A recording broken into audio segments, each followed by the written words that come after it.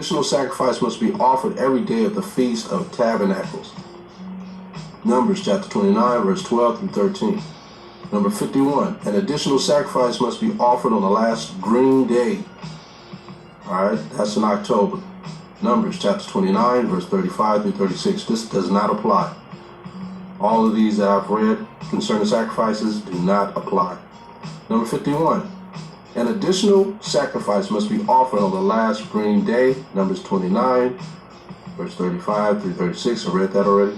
Number 52, 3 times a year keep a feast of Yahawah, at the feast of unleavened bread, at the feast of weeks, and at the feast of tabernacles. Exodus chapter 23, verse 14 through 17, and that's also in Deuteronomy 16 and 16. Number 53, the feast of Yahawah must be kept only at the place Yahawah chooses, at the house of Yahawah. Deuteronomy chapter 12, verse 5 through 7, 14. Number 54, every household must appear before Yahawah and rejoice at the feast. Deuteronomy chapter 16, verse 16, number 14, verse 14. Number 55. The Passover lamb must be killed on the 14th day of Abib between the 2 evenings. Numbers chapter 28, verse 16. Number 56. The Passover lamb must be eaten on the night of the 15th day of Abib, which is March/April. Every year. That's what Abib is, an ear of corn, which means the springtime. So we do keep 7 high holy feast days, and this is just iterating it, but we do not sacrifice. Okay, we can rehearse the righteous acts, but we do not sacrifice. All right, Yahawashi is our sacrifice. This is Exodus chapter 12, verse 8 through 11.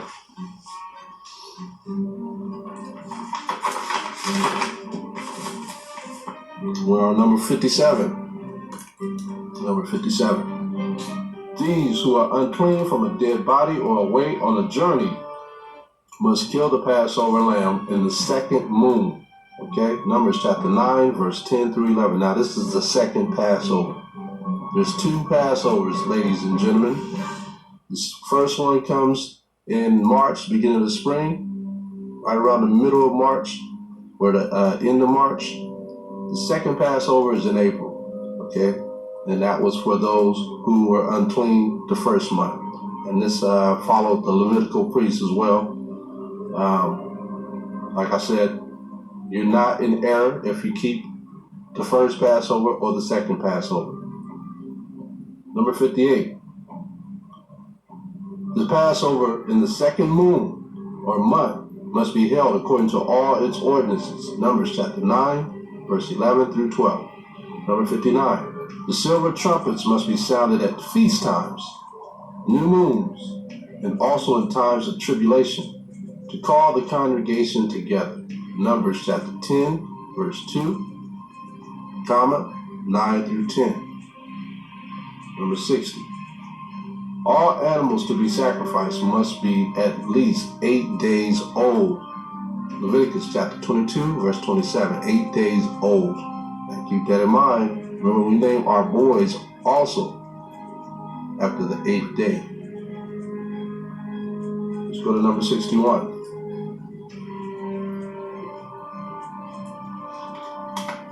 Number 61. All animals to be sacrificed must be without blemish.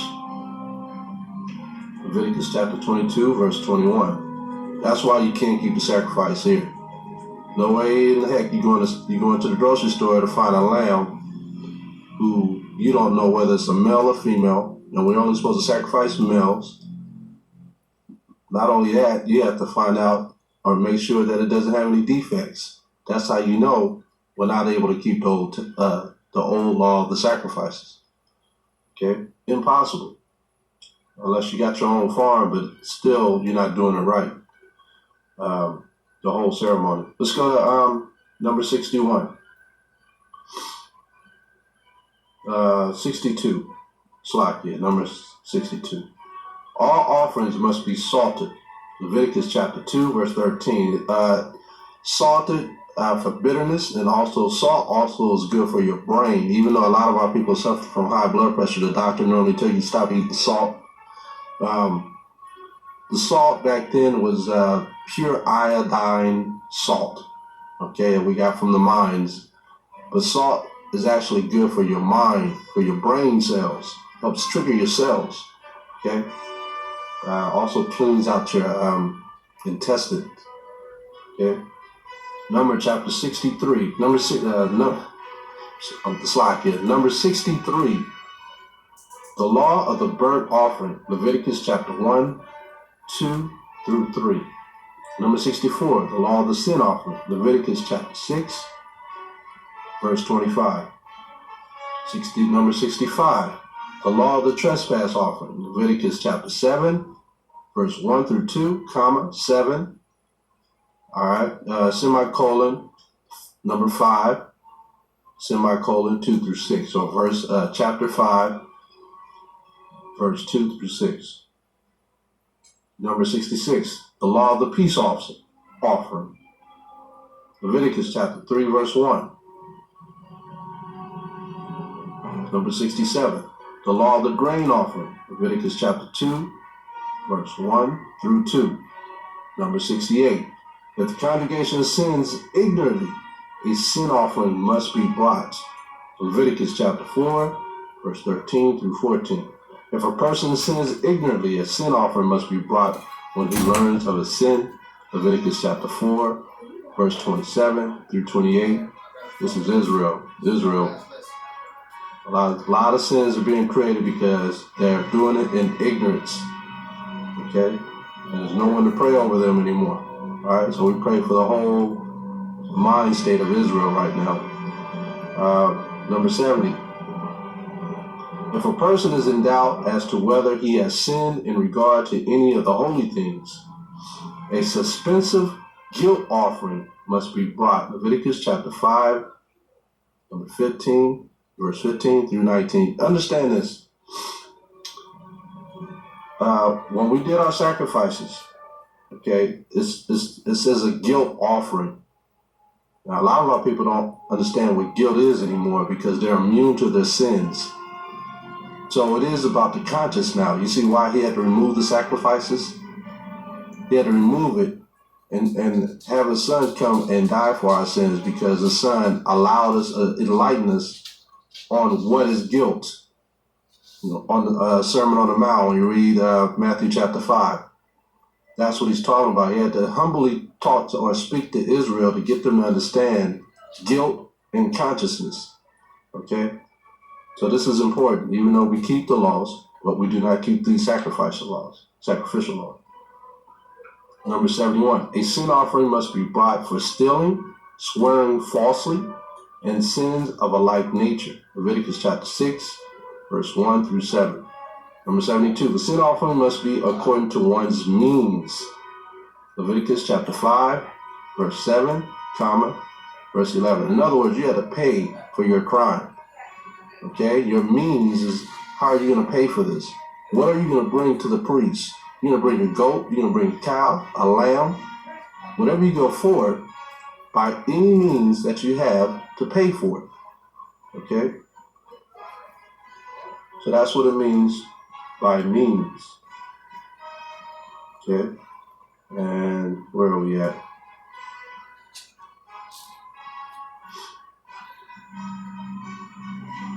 All right, let's go to number 73. We must confess our sins to Yahawah and repent for them, and be converted to the keeping of the Most High's laws. Numbers chapter 5, verse 6 through 7. Number 74, a man who has a discharge must bring a sacrifice. Leviticus chapter 15, verse 13 through 15. And you can look at law number 109 in the same chapter. Actually, you can look at law number 109 that we're going to go over in a minute, which is ritual purification. All right. Number 77. A leper must bring a sacrifice after he has been cleansed. Leviticus chapter 14, verse 2, 10. Number 78. The first tithe is holy and belongs to Yahawah. Leviticus chapter 27, 30, verse 30 through verse 33. All right, this is also dealing with the purification law. 79. The firstborn of clean animals are holy and belong to Yahawah. Exodus chapter 13, verse 2. Deuteronomy chapter 15, verse 19. The firstborn sons belong to Yahawah, but may be redeemed. May be redeemed. Exodus chapter 34, verse 19 through 20. Number 81. The firstlings of a donkey must be redeemed. Exodus chapter 34, verse 20. Number 82. If the firstling of a donkey is not redeemed, its neck must be broken. Exodus chapter 13, verse 13. We took that very seriously too. All right. Number 83. All tithes and offerings must be brought to the house of Yahawah. Deuteronomy chapter 12, verse 5 through 6. Number 84. The house of Yahawah is the only place Yahawah has chosen to receive tithes or tites, sacrifices, and offerings.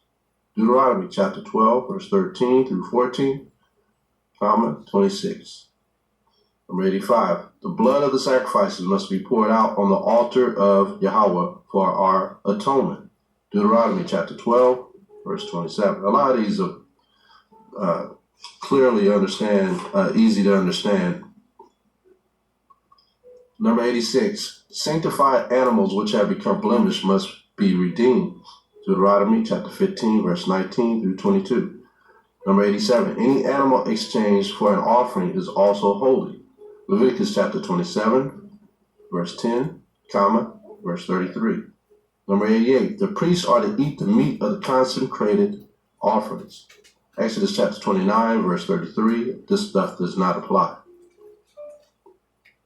89. The priests are to eat the remainder of the grain offering. Leviticus chapter 10, verse 12 through 13. Number 90. Consecrated meat of an offering which becomes ritually unclean must be burned. Leviticus chapter 7, verse 19.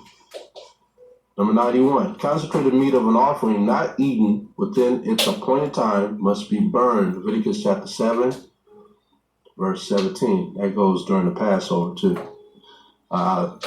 92. Number 92. We're going to go into the vows. All right.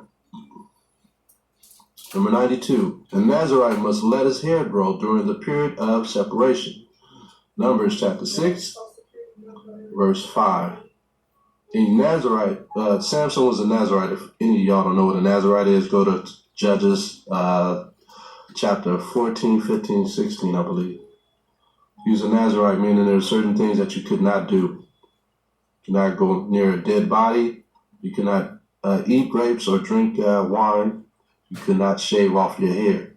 You could be born this way, where you have to stay that way, or you could take a vow. And that vow, the minute you do something off, that vow is broken. All right. Number 93. A Nazarite must shave his head and bring the sacrifice when the period of separation is over. Numbers chapter 6, verse 18. In other words, you got to shave off everything. If your hair is long, afro, dreads, we didn't wear dreads, but braids, you got to shave everything off and start new. It's the beginning of a new. Number 94. Vows and oaths to Yahawah must be kept. Deuteronomy chapter 23, verse 21 through 23. Don't come up with your own vow and you don't mean it. Most I will hold you accountable. Number 95. The law of binding and loosing a vow. Read Numbers chapter 30, verse 2 through 16. Let's go into the ritual purity. All right. Number 96. Anyone who touches or eats the carcass of an unclean animal becomes ritually unclean. Leviticus chapter 11, verse 8, 24. Unclean animal. Read Leviticus chapter 11 and it'll tell you about all animals that we're not supposed to eat. Okay. Number 97. Anyone who touches or eats the carcass of a clean animal that dies of itself or is torn by wild animals becomes ritually unclean. Leviticus chapter 11, verse 39 through 40. Leviticus chapter 17, verse 15. For all you fishermen out there, you see some fish lying, a big fish just lying in the lake. Do not try to catch it and eat it. Okay, do not put your net out there to get the fish, take it home, skin it, and eat it. That's ritually unclean. All right, just to give you an example. Number 98, articles in food that come in contact with sources of ritual uncleanness become ritually unclean. Leviticus chapter 11, verse 32, verse 34, semicolon, verse 15, chapter 15, verse 12. So some of these still apply, okay? These, regarding the unclean and clean animals, still apply, okay? Number 99. Menstruous women are ritually unclean. Leviticus chapter 15, verse 19 through 28. That still applies. Okay? You women who are on your cycle, that still applies. So, going into the understanding of ritually unclean, you women who are having, you would call it periods today. Some of you actually used the appropriate language, menstrual cycle. But you women cannot be standing up on a podium teaching to the people and you're on your menstrual cycle. That is totally off. You will not be blessed teaching while you're on your menstrual cycle. Have some dignity about yourself. All right? And I'm not here to get on you. I'm here to read these laws. But a lot of people don't know this. And secondly, women are not supposed to teach men. All right, you can teach the women and the children, but you're not supposed to teach men unless you're waking someone up, okay? Or you and your husband are having a conversation over dinner. It could come up. If he doesn't have any knowledge of that information, yes, you can enlighten him. All right, let's go to number 101. Number 101. Anyone with a spreading skin disease is ritually unclean. Leviticus chapter 13, verse 2 through 3. Yes, this applies. Number 102. Any clothing contaminated with a spreading disease is ritually unclean. Leviticus chapter 13, verse 47 through 50 through 51. And why is it unclean? The brothers are teaching the truth, and they do not want to be touched. And they're not trying to heal you by touching you to heal you. Do not run up on them and touch them because you're unclean, because you have a wound or a flesh wound. All right? So this applies to those who are teaching the word of the Most High. Okay? Number 103. A house contaminated by a spreading disease is ritually unclean. Leviticus chapter 14, verse 34, verse 44. That spreading disease is like a mildew, sheetrock mildew from time to time. In the showers, on the outside of the house, if you're living in a really moisture area. Parts of Louisiana, I think are very moist. Mississippi, Georgia, parts of Texas, even parts of coastal places. That's a contaminated spreading disease, having mildew. Number 104, a man having an abnormal discharge is ritually unclean. Leviticus 15, verse 2. Number 105, anyone or anything coming into contact with semen or sperm becomes ritually unclean. Leviticus chapter 15, verse 16 through 18. And that person is unclean until evening. Okay? Till evening. Number 106, a woman with an abnormal discharge is ritually unclean. Leviticus chapter 15, verse 19, 25 through 28. Number 107, a human corpse and anyone who touches it is ritually unclean. Numbers chapter 19, verse 11 through 14. These apply. How long are you unclean? 7 days. Yes, it still applies. You go into a funeral, you go up under the funeral rooftop. Yes, you are unclean because you're under the same rooftop that body's under, and yes, you're unclean. We buried our people 3 days after they died. Now you got unclean people, and in these funerals, just sitting there, and their bodies is rotten. They have all these chemicals in it. Number 107, a human corpse and anyone who touches is ritually unclean. Numbers chapter 19, verse 11 through 14. Numbers 108. Number 108. The purification water purifies the ritually unclean. The purification water purifies the ritually unclean. Numbers chapter 19, verse 9. There is none of that anymore. Good luck on finding purification water today. Well, unless the Most High have it somewhere that we don't know about. Number 109. I think the brother was telling me about some water down in Guatemala that has that's like volcano-ish or whatever. I can't really go into it, but he was saying how he got into this water and it basically, all the minerals in the water allowed his damaged foot to have filling in it. I don't know how true that is, but anything is possible. Most I can do anything. All right. Number 109. Ritual purification must be laundering, ablution, and making atonement through the priest. Leviticus chapter 15, verse 27, semicolon, chapter 5, verse 2 through 3, comma, 5 through 6. Okay. And this does not apply. Number 110. Those ritually unclean of a spreading skin disease must follow the specified purification procedure. Leviticus chapter 14, verse 2. Those unclean of a spreading skin disease must shave off all their hair. Leviticus chapter 14, verse 9. Number 112. Those unclean of a spreading skin disease must be easily distinguishable. Leviticus chapter 13, verse 45.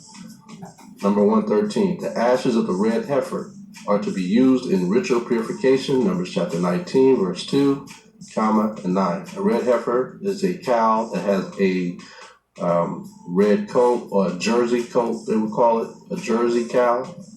All right, where the hair is all the same color and it looks or has the appearance of red. Number 114. The priest must set the value of a person dedicated to Yahawah. Leviticus chapter 27, verse 2, comma, verse 8, comma, verse 25. And this is going into the tithes and offerings to the house of the Most High. The tithes do not apply, but the offerings do. All right.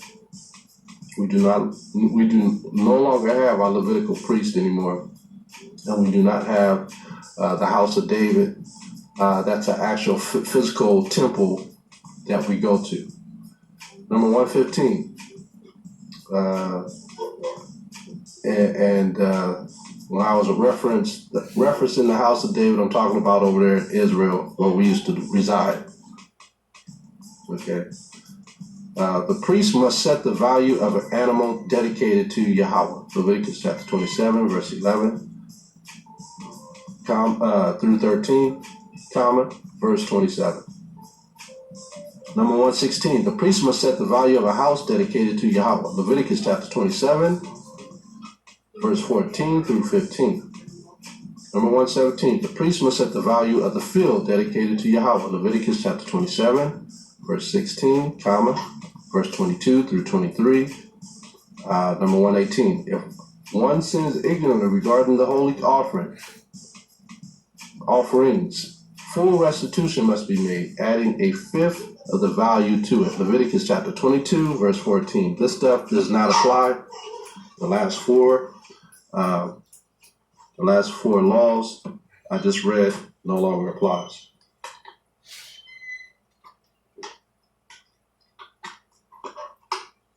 Number 118.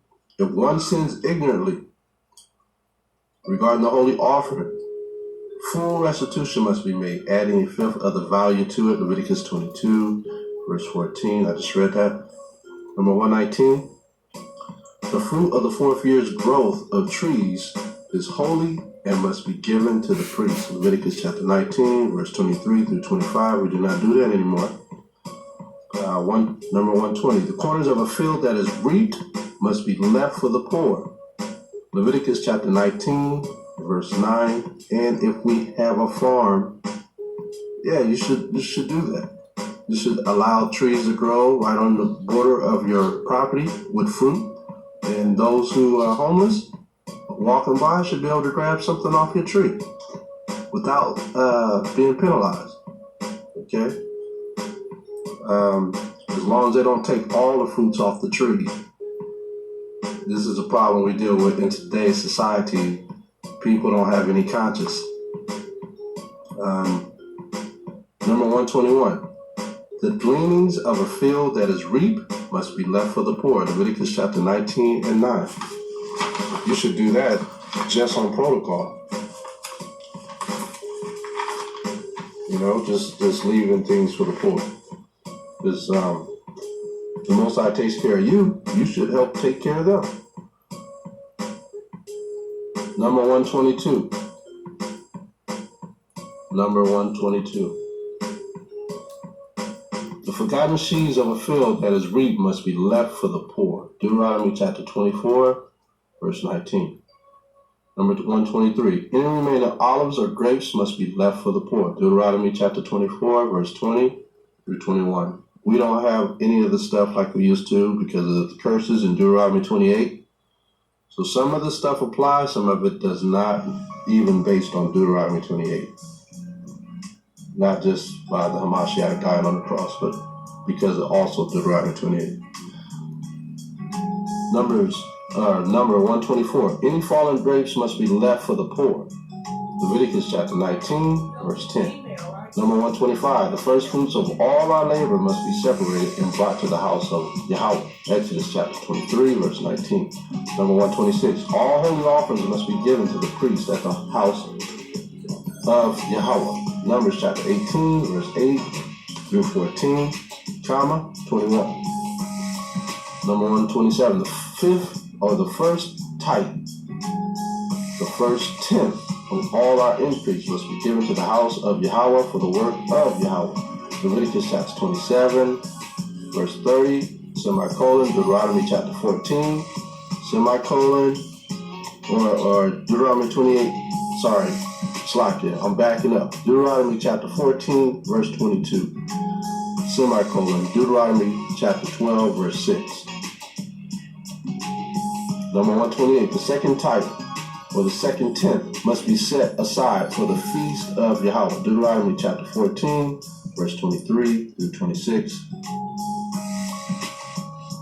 Number 129, the priests and Levites must also tithe to the work of Yahawah. Numbers chapter 18, verse 25, verse 28 through 29. Number 130, the third type, or the third tenth, must be set aside in the 3rd and 6th years of the 7th year cycle for the poor to come to the feast. Deuteronomy chapter 14, verse 28 through verse 29. Tithes and offerings must be presented to Yahawah with prayer. Deuteronomy chapter 26, verse 13 through 14. Each household is to bring or send their tithes and offerings before Yahawah to the house of Yahawah. All right, this is no Christian collection plate. All right, so people be thinking about Christianity. There's no Christian collection plate on this. Deuteronomy chapter 26, verse 2 through 4, verse 10. Number 133. The first portion of the grain offering must be given to the priest at the house of Yahawah. Numbers chapter 15, verse 20 through verse 21. And these are all the tithes and the offerings. Now you